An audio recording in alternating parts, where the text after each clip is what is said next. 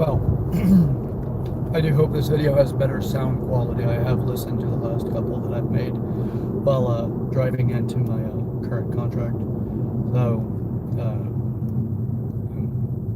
hoping as this one goes through that it'll be a little better. Should tomorrow, if I make another one, at a should be able to have my microphone in by then to work with it.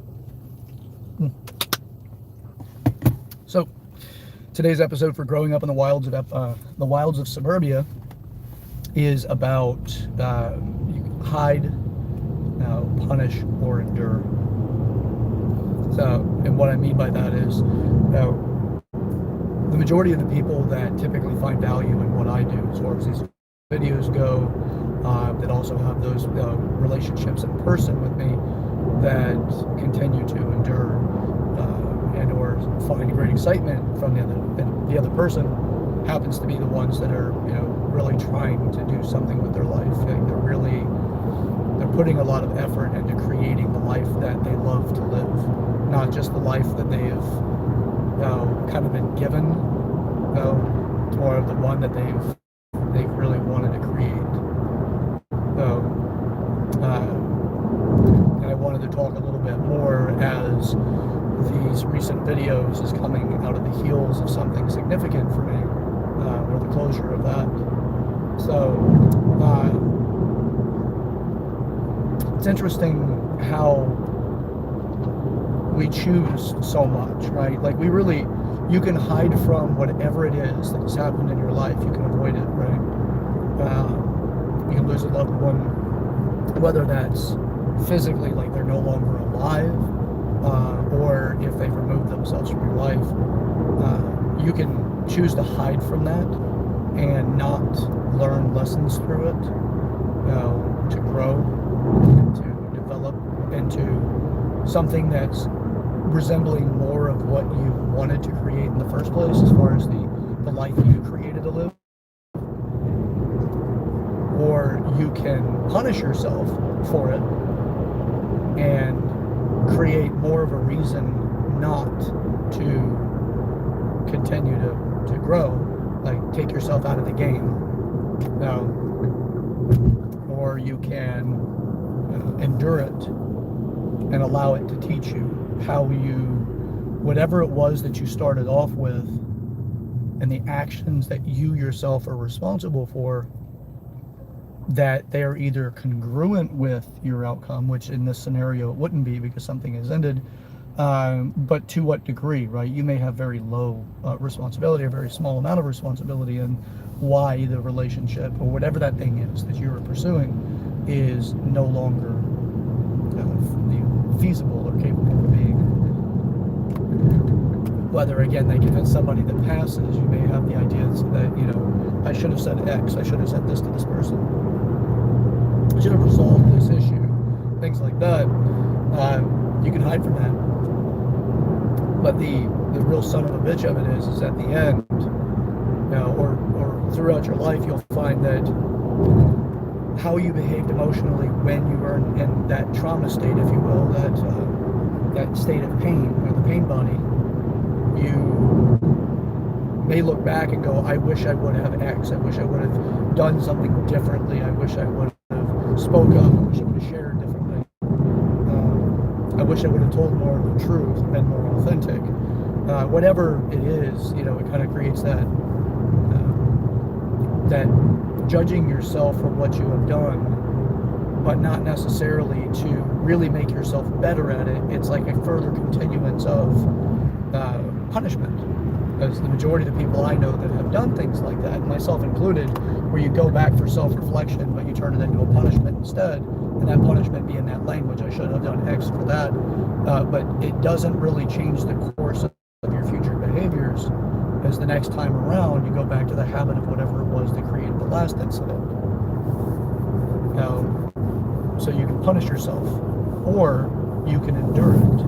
And by enduring it means that it doesn't mean that you're free of the burden of loss.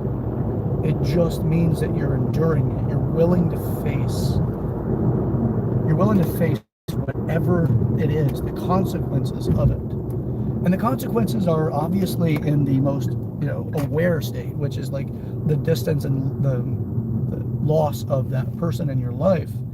But there's also the other things, the attachments that you had with that person, like the reality that you wanted to see the two of you create, or what the part of their existence interfacing with your reality as well. And you have to deal with that attachment at the same time. The Buddhists say that the root of all suffering is attachment. Well, I myself don't want to live a life without attachment. I do want to live with attachment, but I want to have the healthy attachments that will always present more opportunity for growth with and or without that person or that thing or whatever, right? You may not have the ultimate amount of money to keep you in, a state of vacation. But how long a vacation before it becomes, dismissed or expected, that takes away the beauty of a vacation. The excitement, the anticipation, the experience of relief, and then the dread of returning back to your actual life, or it's your actual life, but returning back to your work life, your professional life. All of that should be packaged, in my opinion, to all vacations, right? But we live in such a reality that the majority of people want to be stuck on happy. This is a point of contention for some people when I say stuck on happy. Some people are drunk on happy, but stuck on happy is when somebody believes that the only value in life is to be happy. You need to do everything you can to be happy, and that becomes dangerous because it is a lot like a drug. It's like, I hit a heroin, as an example. Not that I've ever taken heroin, or really, I have talked to people that have. But the first is great euphoria, and then after that you start chasing that first experience every time you use it, and it makes you use a little bit more and trying to get, you rationalize your way through trying to get that to capture the euphoria again. It's also been referred to as chasing the dragon, but not to my dragons that I've been talking about lately. It's the different dragon. So the elusive creature that you're never going to catch is what they refer to in that. So you're constantly after this thing. Now, the idea of being hooked on happy, or that the idea of happiness, is in itself exactly like a drug, because you're never going to be able to encapsulate the actual experience repeatedly, not in the sense of continuously. You have to value by contrast. Sorrow is required in order to understand happiness. Pain is required in order to understand what feel good is. There's a lot of things that we live in this requirement of contrast, if we wish to actually experience the fullness of life. You could be, for most people, we seem to get caught up in the idea of becoming incredibly wealthy, rich, or however you want to say. The problem with being incredibly rich or wealthy is that if that's your sole focus, then that's all you pursue, or that is one of the few things you pursue. And if you look and study people that are of wealthy means, especially first generation wealth, you often find that those individuals have something that's coveted and desired by a lot of people on the surface, because what they're recognized by is the amount of money or power or persuasion that they have. But they don't really know, or they don't look at what is behind the curtain, how their relationships be.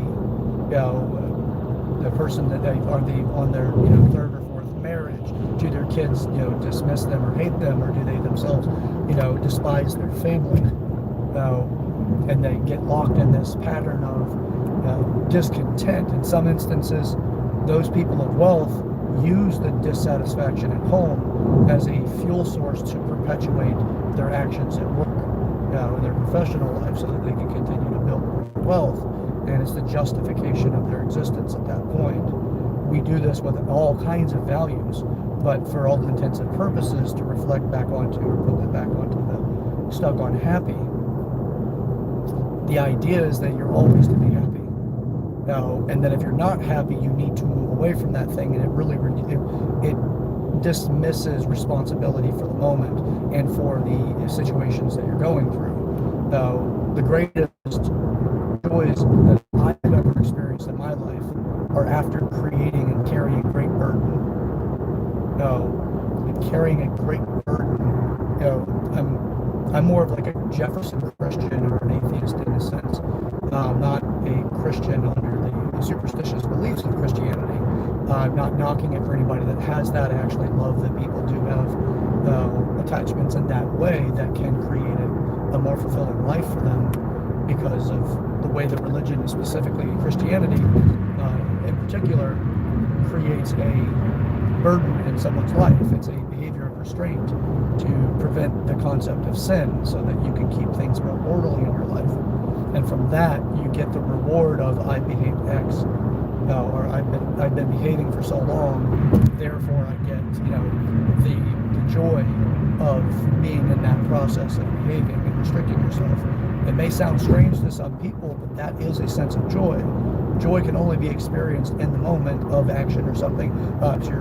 You've said for the last 25, 30 years that you've been after a meaningful and deep relationship, and then you get the joy of discovering somebody, and you confuse the idea that the joy of discovering somebody is the excitement of discovering somebody, not the joy aspect that you're in the process of that task, that goal.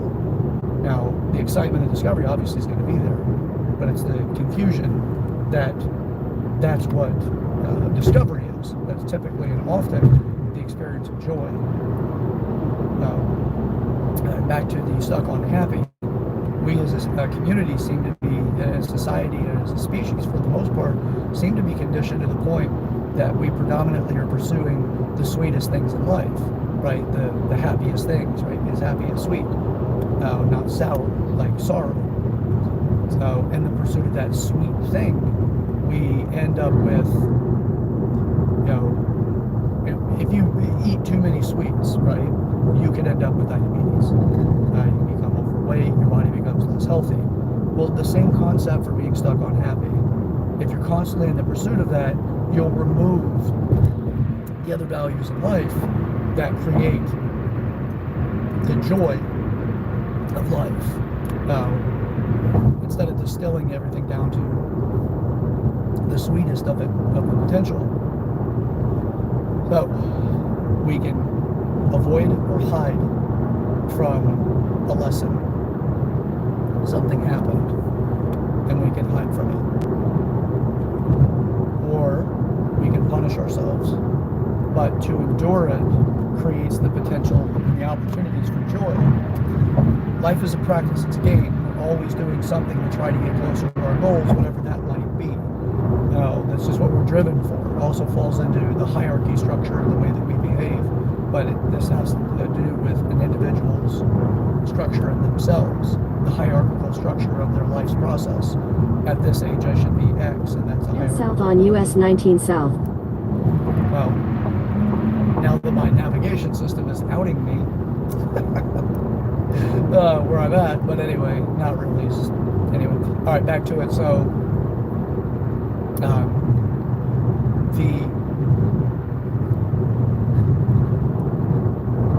enduring what you want to accomplish, like enduring the lessons, let's say, relate it back to my own personal experience and relate it to the heartache, right? A broken heart.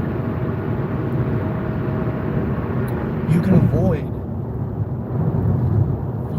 you can truly avoid the pain that comes with that. But as Shakespeare had said, is it better to have loved and lost than to have never loved at all? Well, I agree with loving and losing than to have never have experienced it.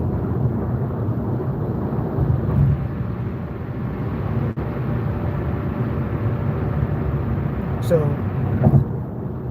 you have to, like for me, I'm going to endure that because of the growth that comes from it.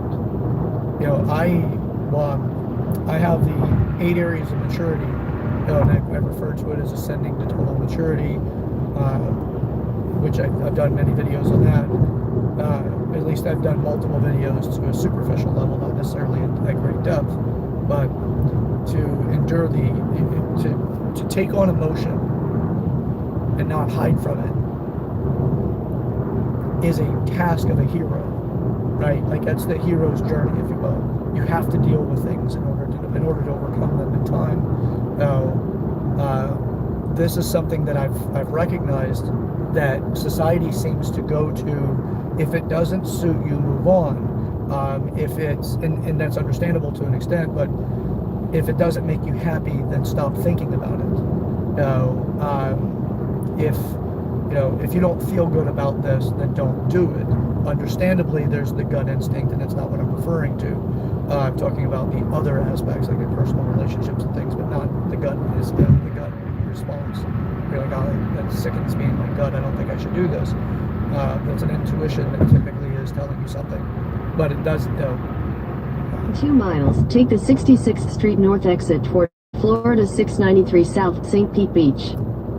Thank you. Next time I will make sure to turn that off before I get into this. Let's see if I can get rid of it, because it's going to do it again. Okay. All right, we shouldn't hear any more of that. All right, so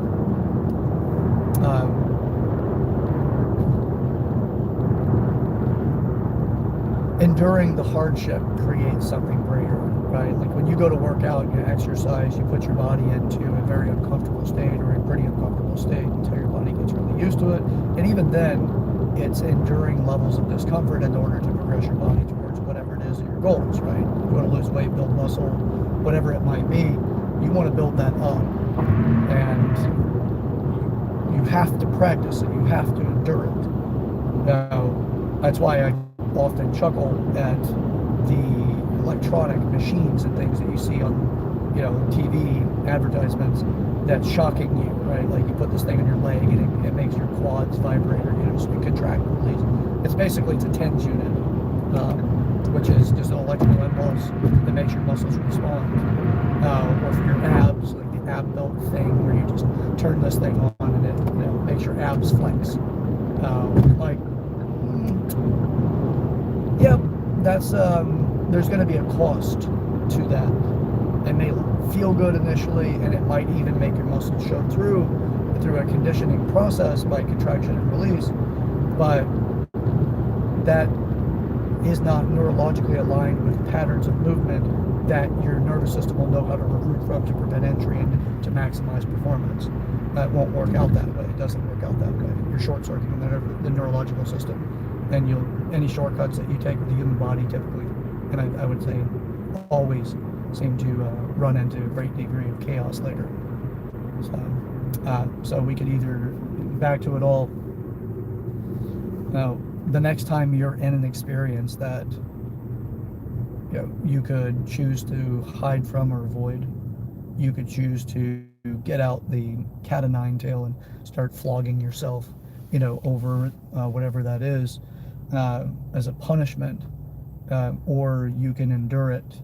You can let it be its honest and truest self, right? The event that you're learning from, you can let that be its truest self, and it will go through variables, but you trust the process of your natural inclinations to develop and to become, the next person, the next degree of who you are, the progression of who you are into the world.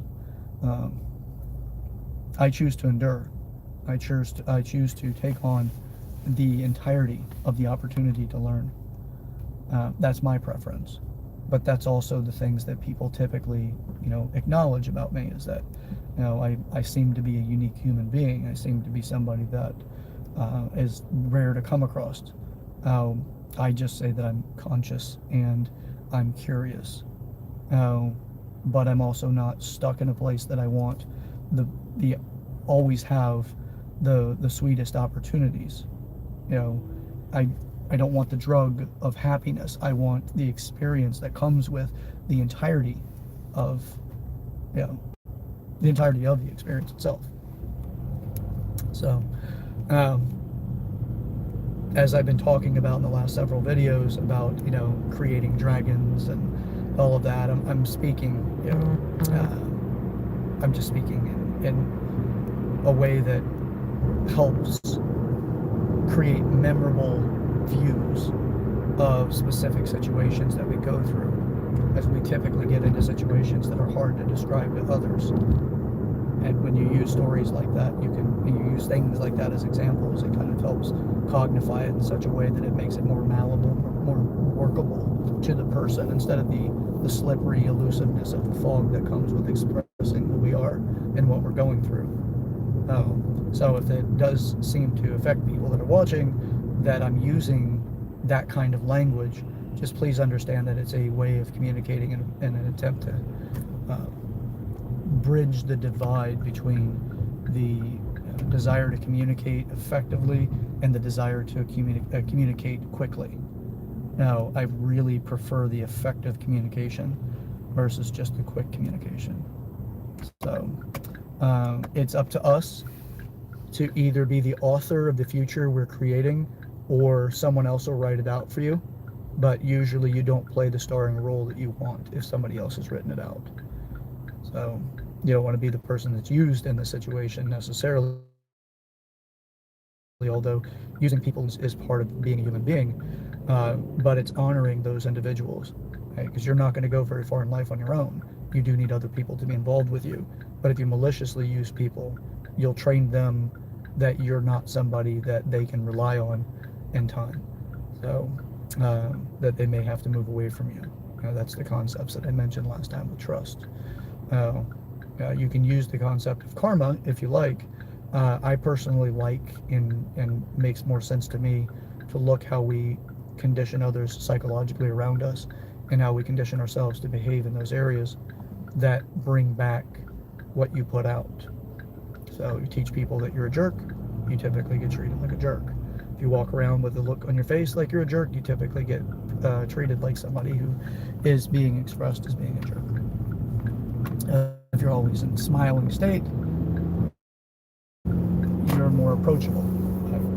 But situationally, you don't always be in a smiling state. Now, that looks really odd at funerals. You just want to be true to yourself at that moment, the most authentic being that you can. So for me to be completely authentic and to be within my integrity is to endure whatever the things are that I'm going through. And this is for both sides. It's the happiness and joy of things. It's the excitement and the pleasures of life. It's to be with the entire process. It's the roller coaster of it, and not to try to create some sort of division in my own thinking and views in order to satisfy, or justify something in my life. Be prepared to take on your life. Author, write your own life out. Take on the things that you have said that you wanted to experience, and the things that you have put yourself in situations to experience, and learn from when it's not as effective as you wanted it to be. So I prefer that instead of hiding or punishing myself. So, okay. Actually, that's going to be it for today. I'm just about at my destination, but thank you so much for joining again. Growing up in the wilds of Suburbia. I'm your host, Search Out Ever Brochures, and I look forward to our next conversation. So until next time, play the game. Be your own author. Yeah. All right. Have a great day.